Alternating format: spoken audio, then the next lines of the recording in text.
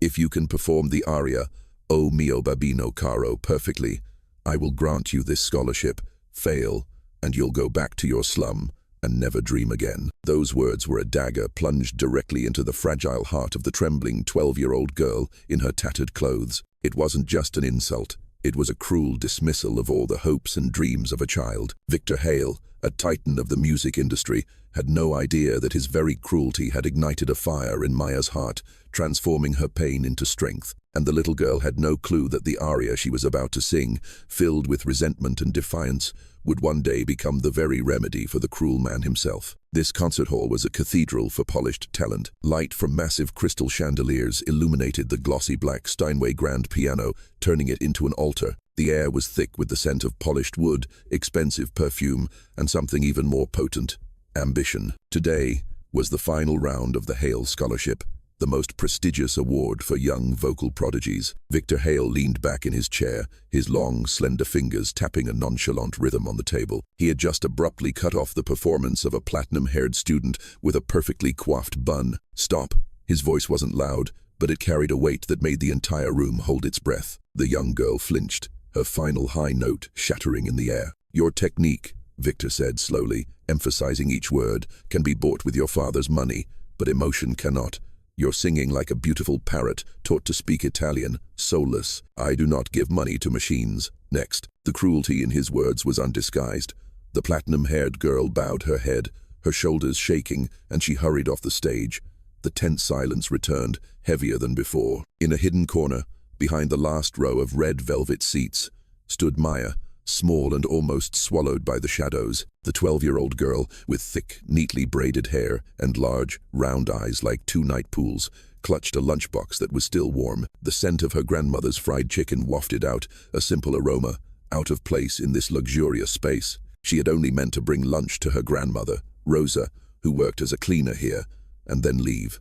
But the stage, the piano, and the soaring opera melodies held her captive. It was like a world from a fairy tale, both magnificent and terrifying. Rosa, who was wiping the handrail in the hallway, glanced inside and her heart clenched. Her granddaughter was standing right in the lion's den. She frantically waved, trying to signal Maya to back away, but it was too late. Victor's razor-sharp eyes, in a moment of boredom, swept across the hall and landed on Maya's small, solitary figure. Her plum-colored sweater was frayed at the shoulders, her white sneakers had turned a murky gray. Her presence was a wrong note in a perfect symphony. A smirk flickered across Victor's lips. He had found a new diversion. "You, little girl," his voice boomed, drawing everyone's attention. Maya jumped, her heart pounding. She felt hundreds of eyes on her. She just wanted to disappear into thin air. "Come here," Victor commanded. Maya's feet felt rooted to the floor. Rosa rushed in, trying to shield her granddaughter. "Sir, I'm sorry. She was just—" "I wasn't talking to you," Victor interrupted, his eyes still fixed on Maya. "I'm talking to the little girl. Come here." Hypnotized by the authority in his voice, Maya slowly stepped out of the shadows. Each of her steps on the expensive Persian carpet was hesitant. "You look like you love music, don't you?" Victor's voice was full of sarcasm, as if he were talking to a stray pet. "I'll give you a chance that these people," he gestured with his chin towards the seated contestants, "have paid hundreds of thousands of dollars for." He stood up, his tall figure casting a shadow over Maya's small frame. "If you can perform the aria O mio babino caro perfectly, I will grant you this scholarship. Fail, and you'll go back to your slum and never dream again." A ripple of laughter spread through the room. First, a few giggles, then louder, undisguised contempt. They saw this as a public humiliation, a cruel form of entertainment orchestrated by Victor Hale. Rosa's face went pale. She grabbed Maya's hand, trying to pull her away. "Let's go, darling. Let's leave." But Maya didn't budge. She pulled her hand from her grandmother's. She lifted her head and looked straight into Victor Hale's eyes. In her large, round eyes, there was no longer fear, but a quiet defiance, a fire newly kindled from the ashes of her self-doubt. Her voice trembled, but each word was clear and resolute, echoing in the room's sudden silence. "I accept." The laughter stopped dead. Everyone stared at her, stunned. Even Victor was momentarily surprised. He had only intended to humiliate her, not expecting her to have the nerve to fight back. "Very well," he said, sitting down and crossing his arms, wearing the amused expression of a predator toying with its prey. "Then sing. Prove it." The atmosphere became awkward. The Academy's accompanist, an older man with a stern face, didn't move. He wouldn't stoop to participating in a farce. Maya stood there, alone on the vast stage. Her hopes began to wane. Just then, a young man from the audience stood up. He had wavy brown hair and somber but determined eyes. It was Elliot, Victor Hale's only son, who had always been a silent shadow beside his father's arrogance. He walked straight to the piano without looking at anyone. "Elliot, sit down now." Victor's voice was sharp, a hint of anger creeping in. "I'll accompany her," Elliot replied, his voice calm but allowing no room for argument. He sat down and opened the piano lid. He turned to look at Maya, and in that moment, a silent connection formed between two lonely souls. He gave her a reassuring nod. "Don't be afraid," he whispered, just loud enough for her to hear. "Just sing how you feel." When the first notes of "O mio babino caro" rang out, soft and supportive, Maya closed her eyes. She no longer saw the judging gazes. She no longer heard the mockery.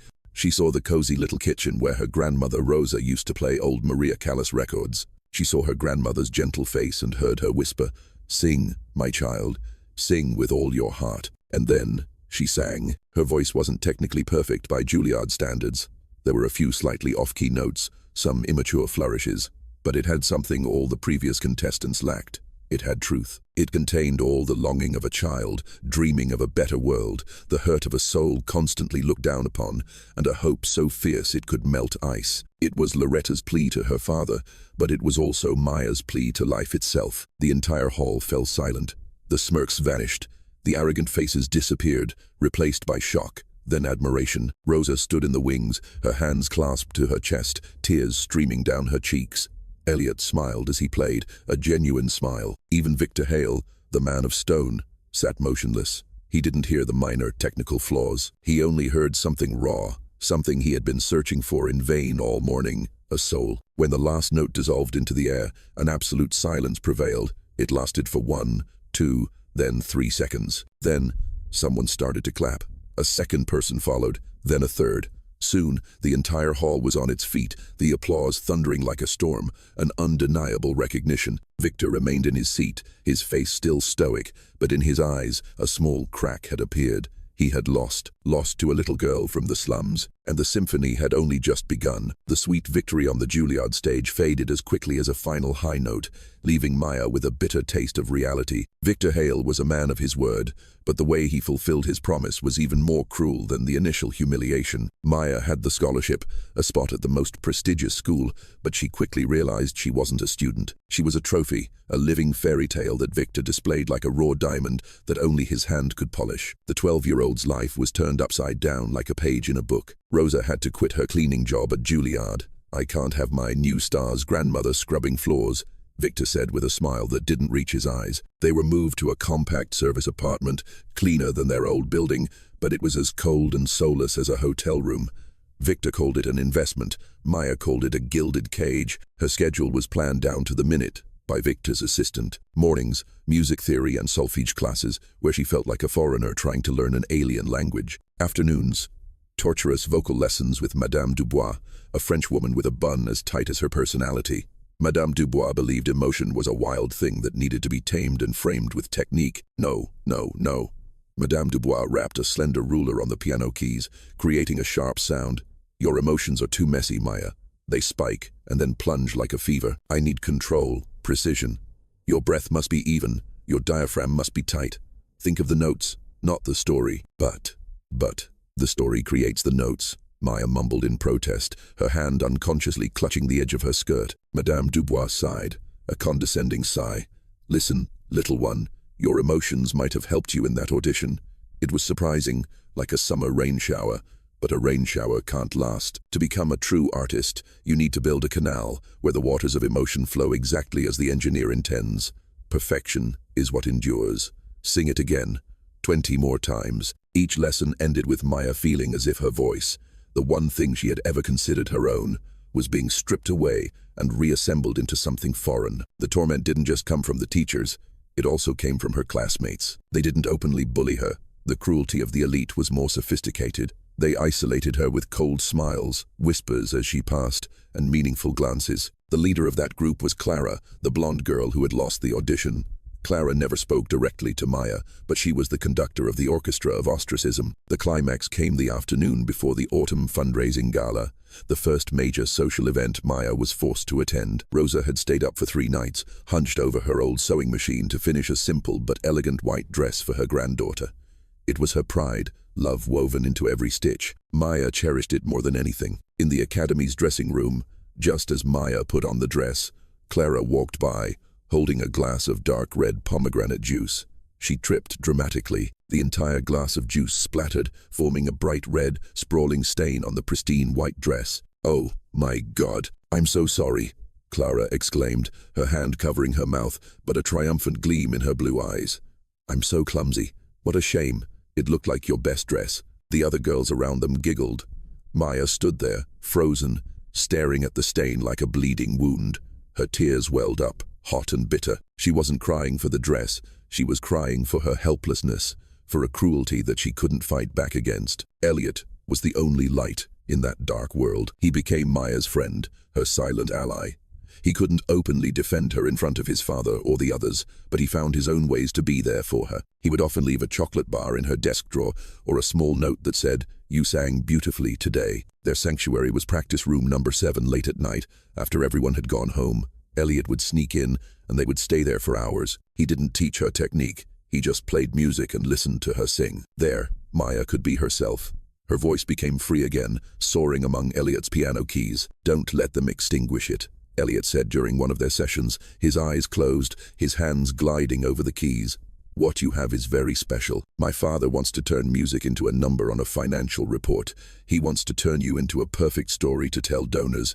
But you make it come alive." Maya leaned her head against the side of the piano, listening to the soothing melody. "And you make me believe I'm not alone." But the biggest monster was still Victor. He didn't yell or criticize her. His control was far more subtle. He praised her when she sang to his liking, gave her small gifts, and talked about their brilliant future. He was turning her into a pretty puppet, and she didn't even realize the strings were tightening around her. Everything came to a head at the autumn fundraising gala. Maya, in a borrowed, ill-fitting dress, felt lost in a sea of glittering jewelry. Victor led her around, introducing her as a trophy. "This is Maya, my rough diamond. Just listen to her sing, and you'll understand why our fund is so important." Then he pushed her onto a small stage where Elliot was already seated at the piano. "Sing un bel di, vedremo," Victor whispered in her ear, his command wrapped in a social smile. "Sing it perfectly. Our main sponsor is at the front table. Don't disappoint me." Maya stepped onto the stage.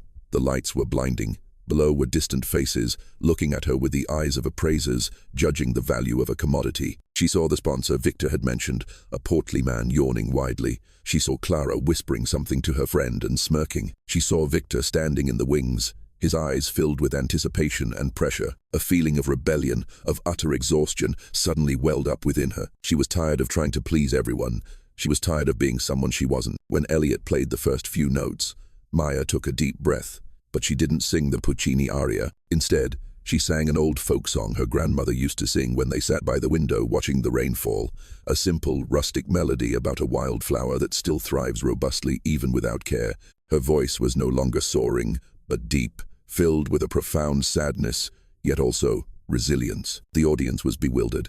Elliot was surprised too, but after a few seconds, he grasped Maya's emotions and began to accompany her with an improvisational, harmonious feel. His piano playing became the soil for Maya's wildflower to bloom. The performance ended in an awkward silence. A few people clapped half-heartedly.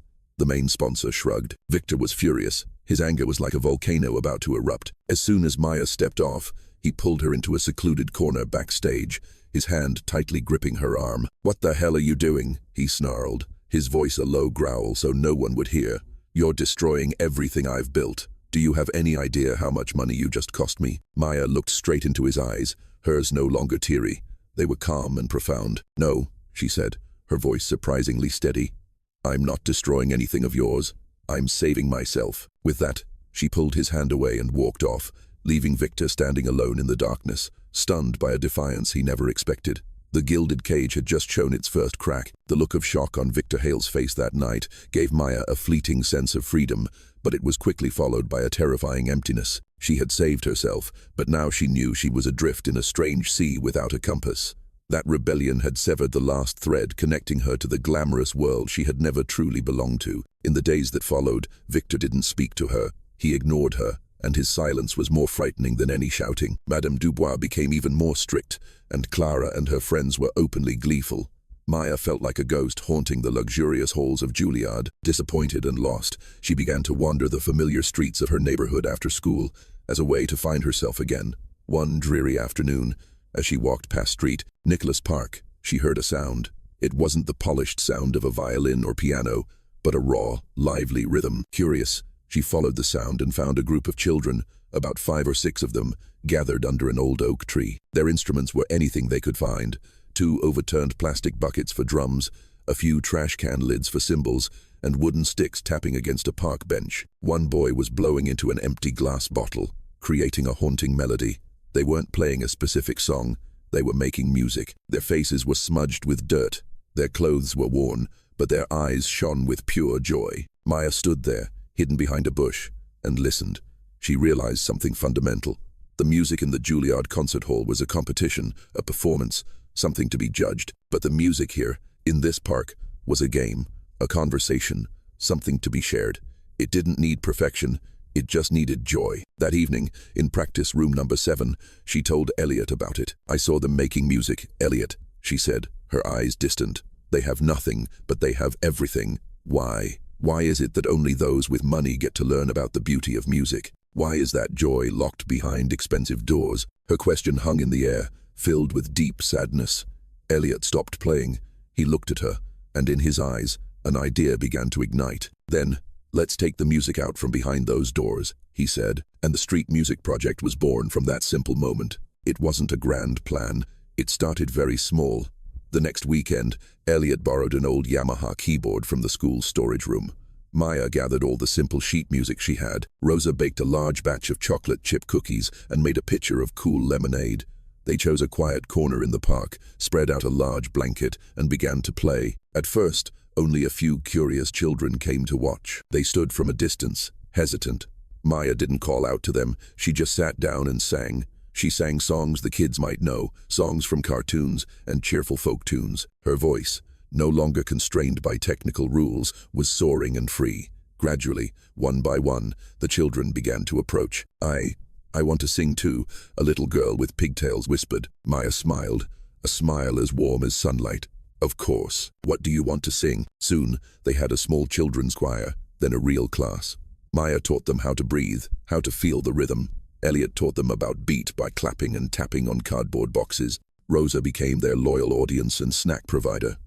The small park became their kingdom, a place where every voice was welcomed, no matter how off-key or out of tune. Then one day, a miracle happened. A local blogger who specialized in community stories heard the music and came to see. He quietly filmed a video on his phone. The video didn't focus on Maya, but on a little girl named Lily, a child with autism who had never spoken a word at school. In the video, Maya was sitting next to Lily, patiently singing a simple chorus over and over again. She didn't try to force Lily to sing along, she just sang to her. And then, in a brief moment, Lily looked up, looked straight at Maya, and gave a small smile while humming along to the melody. It was a tiny smile, almost imperceptible, but it contained an entire universe. The video was posted online with the title, "Where Music Heals, a Smile Worth 1,000 Words." It went viral. People shared it endlessly. The story of the angel of the park and her free music class touched the hearts of millions. Local news channels came to interview them. Neighborhood residents started bringing food, water, and even old instruments to support them. Victor Hale couldn't not know. His assistant showed him the video. He watched it in his luxurious office on a large screen. At first, he frowned, thinking this was just another of Maya's foolish, rebellious acts. But when the camera focused on Lily's face and that smile appeared, Victor was stunned. The image of Maya, with all her patience and gentleness, holding the autistic girl's hand and singing, suddenly overlapped with another image in his mind, an image that had been locked away and gathering dust for a long time. It was the image of Elara, his late wife. Elara, with a radiant smile, sitting on the floor surrounded by children, holding an old guitar. She had given up the La Scala opera stage to open a free music class in their warehouse. "Music is a gift, Victor," she used to say, "and gifts are meant to be given away, not sold." He had thought she was naive, that she was wasting her talent. After she died, he locked away everything related to her office, and the memory of her ideals. He plunged into building a music empire, a way to prove that she was wrong, that perfection and commercial success were the true path. That night, after watching the video, Victor walked to his wife's old study. He hesitated for a moment and then put the key in the lock. The door creaked open, bringing with it the smell of old paper and dried lavender. Everything was exactly as she had left it. On the desk, a small wooden music box, the gift he had given her on their honeymoon, lay there. He tremblingly opened the lid. A familiar melody, Debussy's Clair de Lune, played, fragile and clear. For the first time in 15 years, Victor Hale, the man of stone, cried. Hot tears rolled down his weathered face. He wasn't crying from the pain of loss. He was crying from regret. He realized that his cruelty, his obsession with power, was a betrayal of the legacy of the woman he loved most. The little girl he had scorned, the girl from the slums, had somehow brought Ilara back to him. Success, like light, always casts shadows. Maya's shadow was named Clara. The fame of the angel of the park was not an inspiring story to Clara. It was a humiliation, a bitter reminder of her own failure. Jealousy, when nurtured in an environment of privilege, can turn into a vicious weapon. Clara found her ally in a journalist named Fletcher, an unscrupulous news hunter who was willing to twist the truth for a sensational headline. Together, they wove a perfect web of lies. Fletcher delved into Rosa's past, discovering she had once worked for a cleaning company that had a contract with the Hale corporate building. It was a coincidence, but in the hands of a malicious person, it became undeniable proof. The article appeared on the front page of the New York Chronicle, a tabloid with a massive circulation. The headline was printed in giant red letters, like a bloodstain, angel, or imposter. The truth revealed behind Maya's Cinderella story. The article was a masterpiece of malice. It didn't lie outright.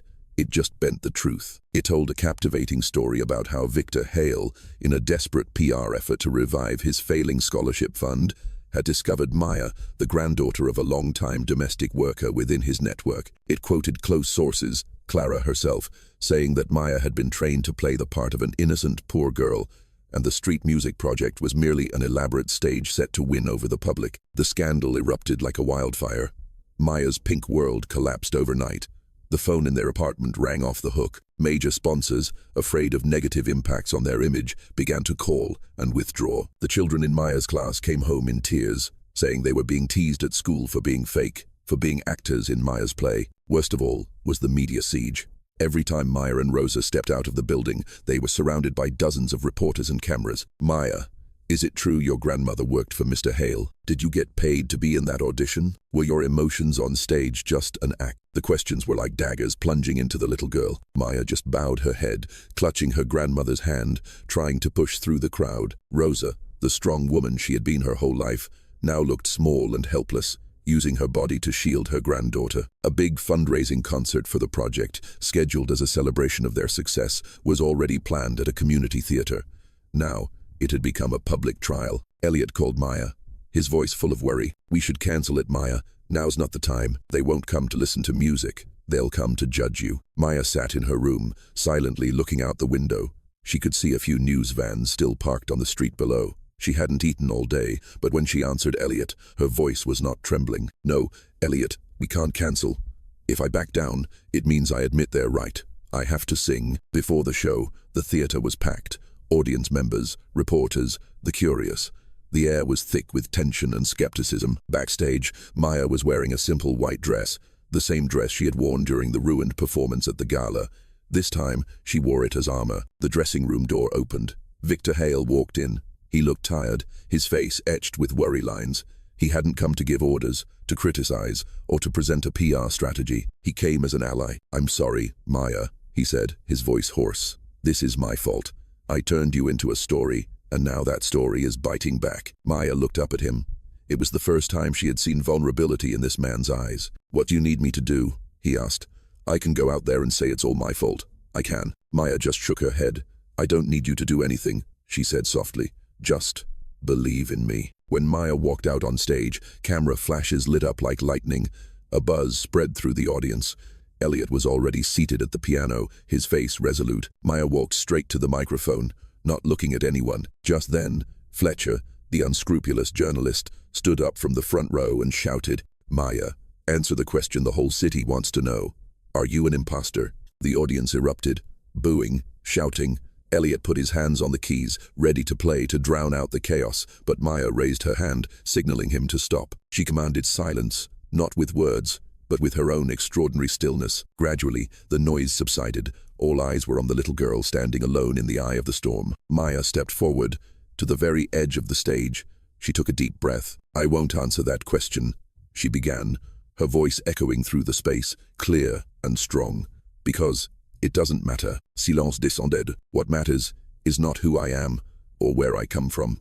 What matters is that there are thousands of children out there, just like me, who carry melodies within them. Melodies that are trapped behind the walls of poverty, of self-doubt, and of a world that constantly tells them they're not good enough. She looked straight at the crowd, her eyes sweeping over every face. I am not a fairy tale. I am not a product. I am a voice. And I was lucky enough to be given a chance to let that voice be heard. But I don't want to be the only lucky one. I am standing here today, not to defend myself. I am standing here to defend the right of all those children to dream. I am nobody's symbol. Her voice became steel. I am just a child who was given a chance. And I want every child like me to have that same chance. Having said that, she didn't wait for the audience's reaction. She turned to Elliot and nodded. She didn't sing an opera. She didn't show off her technique. She sang Amazing Grace. There was no complex accompaniment, just Elliot's simple chords. Maya's voice, raw, sincere, and full of power, rang out like a prayer, a testament to an unshakable faith. It wasn't just a song, it was her answer. The entire hall went silent. All the cameras stopped flashing. Fletcher stood there, frozen, his pen having dropped to the floor without him noticing. When the last note faded into the air, the silence lasted for a few seconds. Then, one person, and another, stood up. Soon, the entire hall was on its feet, the applause erupting, not a polite applause, but an applause of empathy, of admiration. They weren't just clapping for a voice, they were clapping for courage. That night, Maya didn't just save her project, she found her true voice, a voice more powerful than any opera melody. The storm had passed. The sky after that fateful concert night was clearer and bluer than ever. Maya's speech, transmitted by hundreds of phones in the hall, became a phenomenon. It wasn't just a child's self-defense, it was a powerful manifesto for hope and equality in art. The New York Chronicle was forced to issue a public apology. Fletcher was fired. Clara quietly withdrew her application to Juilliard before the disciplinary board could make a decision. The consequence of that night was not just vindication, it was a rebirth. Sponsors not only returned, but they brought their friends with them. Donations poured into the street music project, so much that Elliot had to hire a volunteer accountant to manage it. But the biggest, most profound, and most shocking change came from Victor Hale himself. A few days after the concert, Victor held a press conference at the Hale corporate headquarters. Reporters came, expecting a statement about increased investment in his rough diamond. But what they heard left everyone stunned. Standing before dozens of cameras, Victor Hale, the man who always exuded power and control, looked strangely vulnerable. He didn't read from a prepared text. He spoke from the heart. For many years, he began, his voice low and slow. I believed that art was a conquest, that talent was a weapon to achieve perfection and power. I was wrong. He paused, clearing his throat. A 12-year-old girl, with extraordinary courage and a pure heart, taught me the greatest lesson of my life. She reminded me of a truth I had deliberately forgotten, that true art is not for conquering, but for healing. It's not for building empires, but for building bridges. Therefore, today, he announced, I am officially dissolving the Hale Scholarship Fund. In its place, we will establish a new organization, the Rosa Maya Music Foundation. The name caused a stir in the room. The goal of this foundation, Victor continued, will not be to seek out perfect products to polish, but to find and nurture true talent from forgotten communities. We will go to places where no one goes, and listen to voices no one hears. And to ensure that the heart of this foundation always beats to the right rhythm, he concluded with a slight smile, I am honored to introduce the first member of our board of directors, Miss Rosa. Rosa, in her finest audai, stepped onto the stage to everyone's astonishment and thunderous applause. She didn't say much. She just took Victor's hand and smiled, a smile of forgiveness and hope. Their legacy had begun to be built, not on a foundation of money, but on a foundation of change. the Street Music Project grew into a large non-profit organization with branches across the city. Maya, while still continuing her studies at Juilliard, had now become a true young leader. She spent most of her free time developing the curriculum, training new volunteers, and most importantly, still personally coming to the park every weekend. She was awarded the Young Citizen of the Year award by the city, an honor she accepted with all humility. Many years later, the Isaac Stern Auditorium at Carnegie Hall, one of the world's greatest cathedrals of music, was packed with an audience. Stage lights illuminated a young woman standing next to a grand piano. It was Maya. She was no longer the shy 12-year-old girl. She had become an international opera star, a lyrical soprano praised worldwide. Next to the piano was Elliot, now a renowned pianist, who accompanied her on every major stage. They were not just performers, they were a pair of kindred spirits in music. Tonight was a special concert. After finishing her final performance, the aria, Casta Diva, to a thunderous standing ovation, Maya did not bow to accept flowers as usual. She smiled, placed a hand on her heart, and walked off the stage. She walked towards an honorary choir, seated in a special section behind the orchestra. It was a group of 30 teenagers, the very first children of the Street Music Project all those years ago. They had grown up. Their faces still held a hint of mischief, but their eyes were filled with confidence. Maya embraced each one of them. "Come on," she whispered. "It's our turn." She signaled to Elliot. He smiled and began to play a cheerful, simple melody, the song they had composed together in the park long ago. Maya and the choir began to sing together. Their voices blended, not in the perfection of technique, but in the harmony of memories, of friendship, and of an extraordinary journey. In the honorary audience seats, Victor Hale and Rosa sat next to each other. Both of their hair had turned white. Victor was no longer the cold tycoon. His face was deeply lined with time and peace. Rosa was the same, her eyes always shining with warmth and kindness. Victor gently took her hand. They both smiled through tears as they looked up at the stage. The camera panned wide, from the radiant faces on the stage to the two old people sitting together, and then encompassed the entire luxurious hall. Everyone, from the most demanding critics to the most elite audience members, was clapping along to the beat of the street song. The melody had overcome all prejudice. It had blurred the line between Carnegie Hall and Street Nicholas Park. It had connected everyone with an invisible thread of empathy and hope. That was their legacy. An endless melody,